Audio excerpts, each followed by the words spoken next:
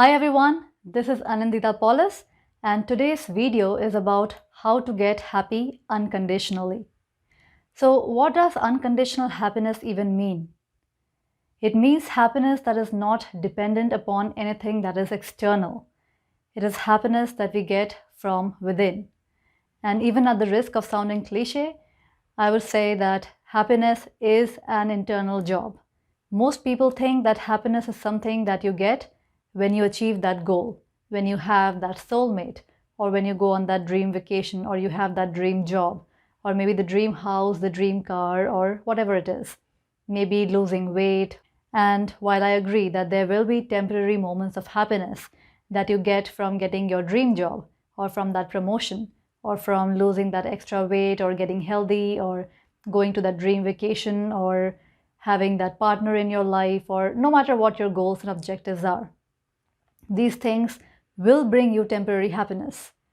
But this kind of happiness is going to be very elusive, because for how long will you be happy if you have your dream job, or your dream car, or your dream house, or the dream vacation? For most people, it is a week, or maybe a month. Even when it comes to your dream man or your dream woman having the love of your life, even then for most people, it is a few months. And then that happiness level starts going lower and lower. So as long as your happiness is linked to something external in nature, it will always be elusive, because external symbols of happiness can never replace the happiness that is actually at your core. In fact, coming to think about it, we all have become so dependent on outside things for our happiness that we think that happiness is getting that thing or getting this thing. And yet, every single time when we do enjoy happiness, that happiness actually comes from within us. If there would be no happiness within us, no amount of external things would be able to make us happy. That is what often happens with celebrities who are so depressed that it doesn't matter that millions of people around the world love them, or they have all this money in the world, they have all the success and the fame in the world, they can have their dream vacations, and yet none of these things bring them happiness, because it is missing from within. When it is within, then external things can act as a fuel to spark that happiness which is already within. But if it is not there within, if you have never learned how to tap into the happiness which is actually there, I don't believe that there is a single person who does not have happiness within, but some people have not learned to tap into that happiness. And some people have learned to partially tap into that happiness using external sources as an excuse to light that spark which is actually within. So unconditional happiness is really happiness that is not dependent upon what is happening in the conditions around you. Because as long as you are dependent upon your outside conditions for your joy, for your well-being, for your happiness, external conditions will be always very dynamic. They will always be changing and they will never be under your control. And as long as your happiness depends upon something outside of your control, you are always going to be feeling very insecure, because you know that this thing that is making you so happy can be taken away from you anytime and you can do nothing about it. However, when your happiness is self-referral, when it is coming from within, when it is unconditional, then you feel a sense of peace and stability and security, because you know that that cannot be taken away from you. It is something internal. It is not an external symbol, and it can never be taken by somebody else. So here are my 3 top suggestions for living from a place of unconditional happiness. And the first is giving without conditions. So why is giving without conditions so important? It is because when we give something to somebody with an expectation that they are going to give something else in return, like a barter or a business, then if that person does not give you that thing in return, what you were expecting, it automatically creates disappointments, frustrations, and even regrets. However, if you're able to give without expecting anything, then that is liberating. That kind of giving sets you free. So this is one of the things that I like to do personally. Whenever I'm giving something to somebody, whether it is my time or energy, or whether it is a real possession, whether it is money, no matter whatever it is. I always ask myself, and I look within to see what are my real intentions. Am I giving to get something in return? Am I looking for approval? Am I looking for maybe love? Am I looking to somehow control something? Or even if I'm just looking for an approving glance or just admiration, then I stop myself from doing that. And I work on letting go of that. And I do it only once I have released any attachment or any expectation of getting anything back in return. In fact, the best place is to be able to do something for somebody from a place where you don't even care if that other person will appreciate it or not, if that person would say you thank you or not in return.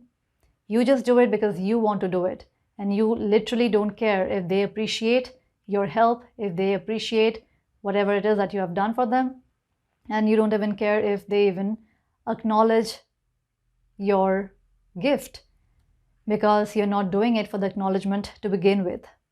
Of course, one thing to keep in mind is not to do something for somebody that they have not even asked for, because if they have not asked for it and you're just doing it anyways, then that might not even be needed or even be helpful. So there is a fine line there as well. Sometimes people get into this habit of giving because society teaches us to be a good person, and in order to be a good person, we should be giving others. And sometimes we try to give others even when they have not asked for it, or we try to give what we think they need without even making sure that what we think they need is actually what they really need. So the communication is very important before you decide to give, that whatever it is that you're planning to give, whether or not it is even needed or required, or if it is something that the person actually needs or wants. But assuming that you have already clarified all those questions, whenever you are giving, if you're giving from a place where there are no expectations, not even the expectation of getting a thank you in return, that would set you free. That would be liberating, because then you are doing whatever it is that you're doing just for the joy of doing it, just for the joy of giving. And the universe has its own ways of bringing you back whatever it is that you give, many folds in return. And it might not even be through the same person, because the universe does not need to be giving you from only one channel or one means. It has plenty of mysterious ways to bring to you everything that you want. But when we are giving from a place of non-attachment, then there is no needy emotion, or there is no energy of neediness attached with it. There are no conditions attached with it. There are no strings attached with it. And this kind of giving will always lead to unconditional joy and happiness. And this brings me to the second point, and that is loving without conditions. And loving without conditions and giving without conditions is not very different from each other. In fact, when you are able to give without conditions, you are also able to love without conditions. So what does loving without conditions even mean? When you love without condition, then you want for the other person whatever it is that they want for themselves. Whether it includes you or not, it doesn't matter. The only thing that you want for them is their highest joy and happiness, irrespective of whether it includes you or not. That is the key. And years ago, I read this amazing book called No Attachments, No Aversions by Lester Levinson. And one of the things that I found really insightful in that book was the fact that he pointed out that if you really look closely at your life, at all the moments when you have felt extreme joy and extreme happiness, were actually moments when you were being loving. It need not necessarily be moments when others were being the most loving towards you, but those were the moments when you were being most loving towards others.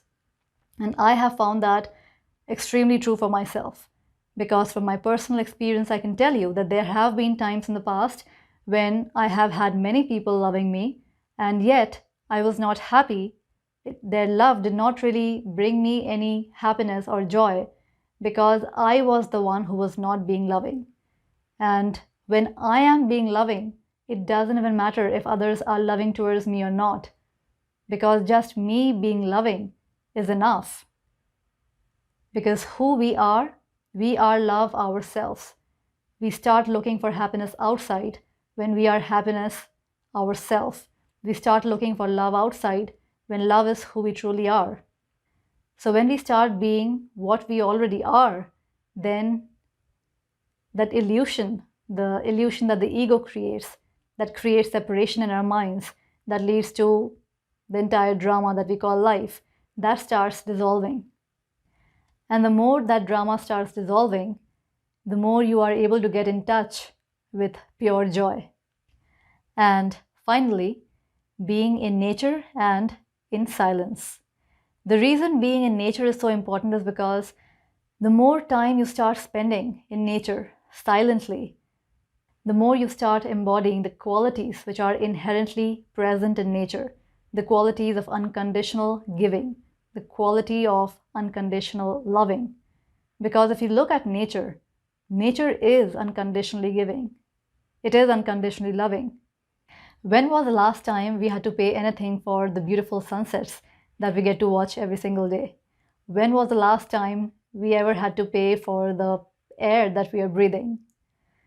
So nature is literally giving unconditionally to everybody.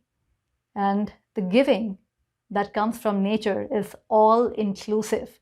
It does not exclude anybody because it is also unconditionally loving. So the more you spend time in silence and in nature, the more you start observing that how life itself is unconditionally giving and unconditionally loving. And the more you are able to embody that in your life, the more you become in harmony with life itself. And when you are in harmony with life itself, then unconditional happiness is just the way your life becomes, because that's just who you become. So I hope you like this video. If you like it, then share it, like it, and remember to subscribe to my channel. I will talk to you soon. Bye for now.